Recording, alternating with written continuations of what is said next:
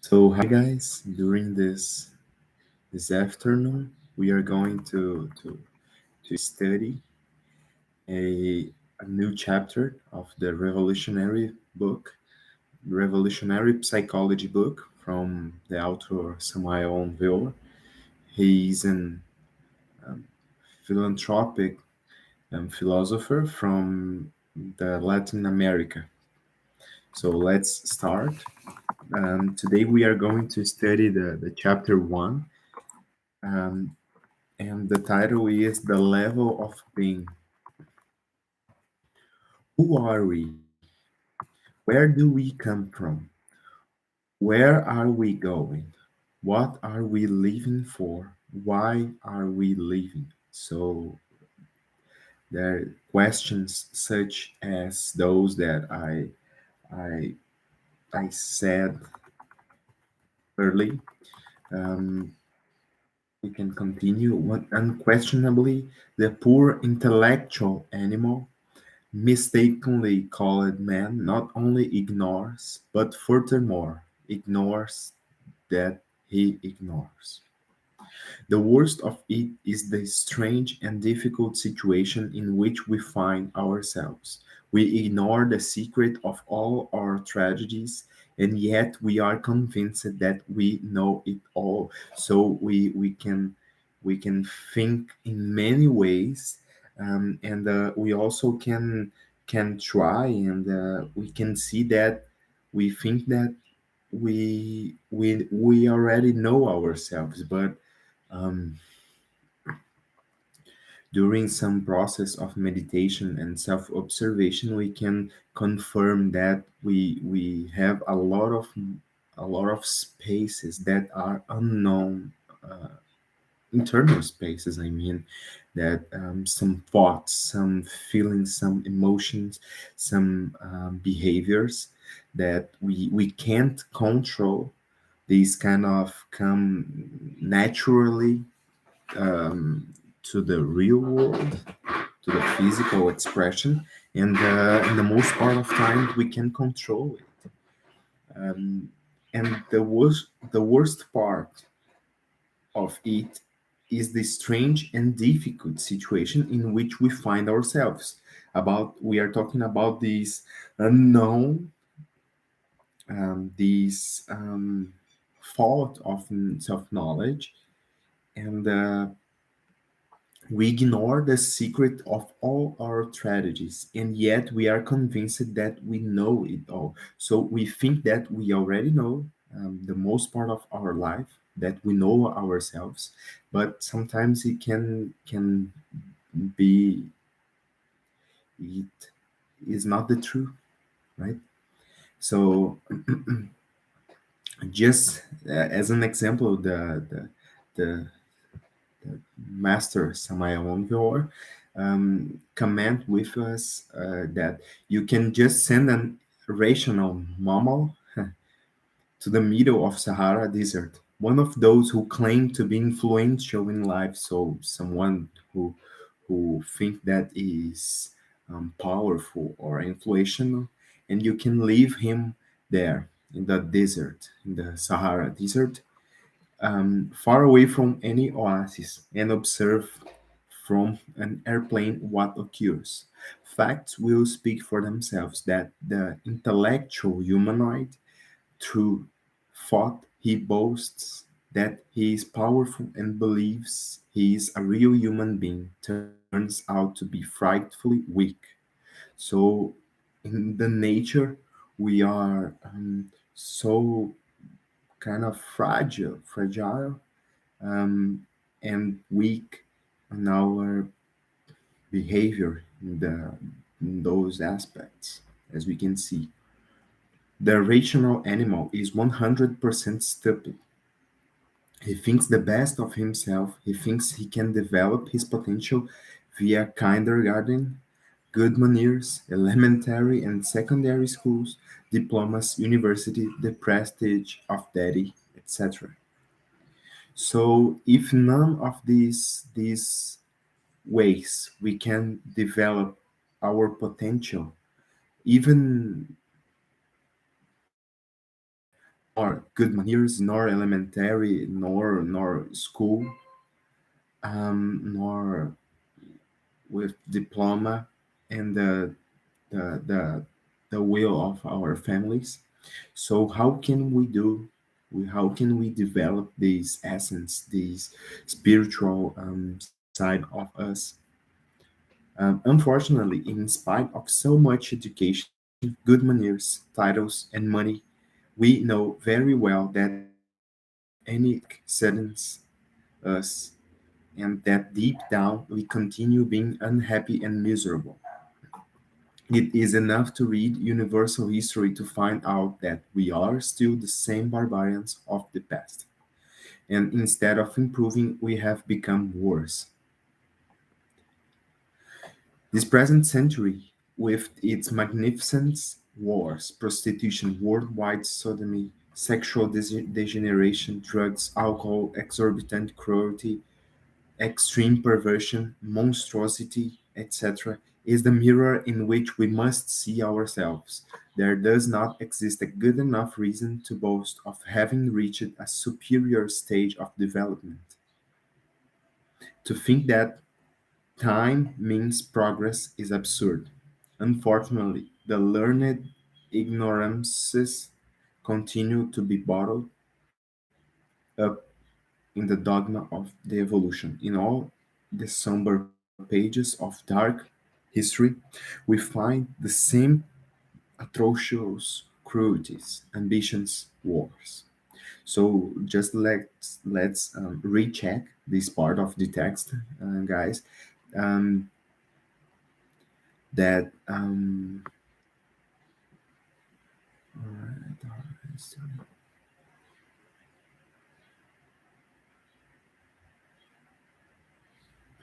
to think that time means progress is absurd. So we can along the long term, talking about the time in our lives, these progress, if we don't change our ways to do things, our way to think, our way to feel the environment around us, it is kind of tricky because the same things will continue happening for us in the long term in our lives. Nevertheless, our super civilized contemporaries are still convinced that what we hear about war is secondary, a fleeting accident that has nothing to do with their so boasted modern civilization. Indeed, what is important is the way of being of each person. Some subjects will be drunkards, others will be abstemious, some honest and other shameless. There is everything in life. So as we can see, we have these both extremes, the sinner and the holy, the people who want to act in a good way, and people who wants to do evil things. There is everything in life under the sun, as the Bible says too. And the populace is the sum of individuals. The populace is what the individual is. It is the government, etc. So let's rephrase this this sentence to the populace is the sum of all individuals. So each individual individually is a part of the country, the nation, the state, the province, and of the world, of course. So the sum of all of us is the populace. The populace then is the extension of the individual. It is impossible to change people and populace if the individual does not change himself. So each one of us, we need to change our behaviors. We need to change ourselves to see, to be the change that we want to see in the world. So Mahatma Gandhi has a famous phrase about that, that exactly what I said, that you must be the change that you want to see in the world. So it's kind of invitation to we change ourselves, not try to change just the external things, but change ourselves in an inner and deeper way, mentally, emotionally, and physically, both. Nobody can deny the fact that there are different social levels. There are church going people, people in brothers, farmer, businessmen, etc. In a like manner, there are different levels of being. Whatever we are internally, munificent or mean, generous or miserly, violent or peaceful, chaste or lustful, attracts the various circumstances of life. The lustful person will always attract scenes, dramas, and even lascivious tragedies in which he will become involved. A drunkard will always attract drunkards and will always be seen in bars or taverns. This is obvious. What will the usurer attract? The selfish one? How many problems, jail, misfortunes? So as we can see, guys, the way that we act in front of life is are the things that life will bring for us. Some people calls it the mental power or something like that. I don't exactly remember the name, but it's kind of sound of something like this. Wretched people, says the master Samael.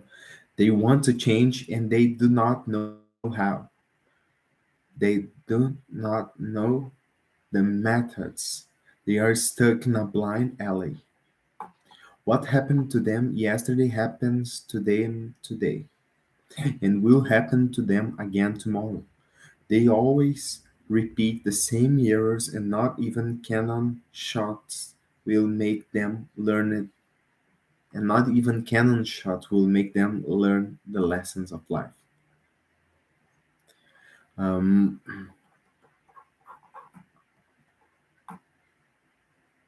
lessons of life. All things repeat themselves in their life. They say the same things to the same things and complain about the same things, guys. This boring repetition of dramas, comedies, and tragedies will come as long as we carry in our interior all the undesirable elements of anger, covetousness, lust, envy, pride, laziness, gluttony, etc. What is our moral level? Or better said, what is our level of being? The repetition of all our miseries, sins, misfortunes, and mishaps will last as long as the level of our being does not radically change. All things, all circumstances that occur outside ourselves on the stage of this world are exclusively the reflection of what we carry within.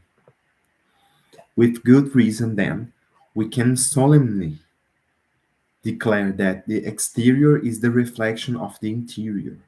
When someone changes internally, and if that change is radical, then circumstances, life, and the external also change.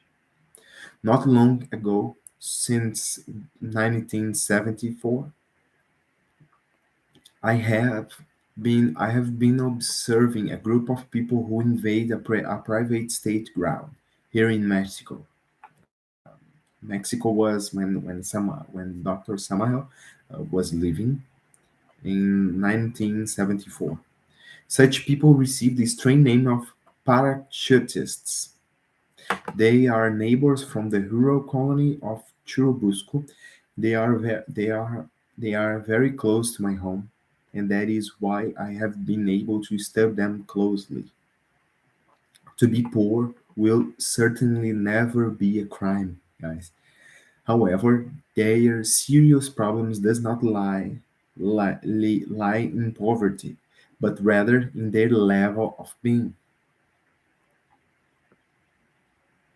They fight amongst themselves daily, get drunk, insult each other, become the murderers of their own companions who share their misfortunes, and live in filthy huts where hatred reigns instead of love. Many times I have pondered on the fact, guys. Let's pay a special attention on this point, because many times I have pondered on the fact that if any one of them would eliminate from his interior hatred, anger, lust, slander, drunkenness, cruelty, egoism, calumny, envy, conceit, pride, he would please other people. And by the simple law of psychology affinities, he would associate with more refined and spiritual people. These new relationships around him, the people that he is in contact, is dialing, is acting, is living with, would definitely bring about an economical and social change. This would be the way of the pigsty and filthy sewer for for this individual. Therefore, if we really want a radical change, the first thing we must understand is that each one of us, whether black or white, yellow or brunette, ignorant or erudite, etc., is at one level of being or another. What is our level of being? Have you ever reflected upon this? It would be impossible to pass into another level if we ignore the level in which we are presently, the level in which we presently are. So, guys, the final reflection that we can do is that this level of being has an inner influential in our lives in a way that the way that we act, the way that we think, the way that we treat each other um, will bring is kind of the universe, the life brings for us what is near, what is the the master Samael calls it into. Sorry, just a moment. Um, Well, look, the law of psychology affinities. So psychologically affinity, we if we heard a bad music, a unharmonic music, we by affinity we are going to be unharmonic. We are going to be stressed and feel these kind of bad feelings that we already told you. We can say them now. Um, yeah, right here. Just a minute, guys. Um, mhm.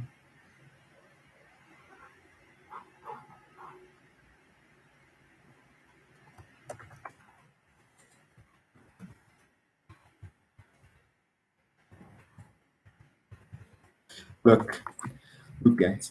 Um, these hatred, interior hatred, anger, lust, slander, drunkenness, cruelty, egoism, calumny, envy, conceit, pride, all these kind of bad feelings have a negative influence in our lives. Okay, guys. So that is the reflection that I would like to share with you today. And I'm trying to improve my presentation skills. So may God help me in this way. And I'm so happy to be with you today. And Thanks for your time. The Gnosis Institute International. You can visit us in gnosis.eis. Um, and please share with your colleagues, with the people that you already know, with your families. This kind of knowledge is a different way of knowledge. It's not a knowledge that you can get from a book, but is an interior knowledge, right? So through meditation, through relaxed state of mind, we can achieve these goal. So thank you, guys.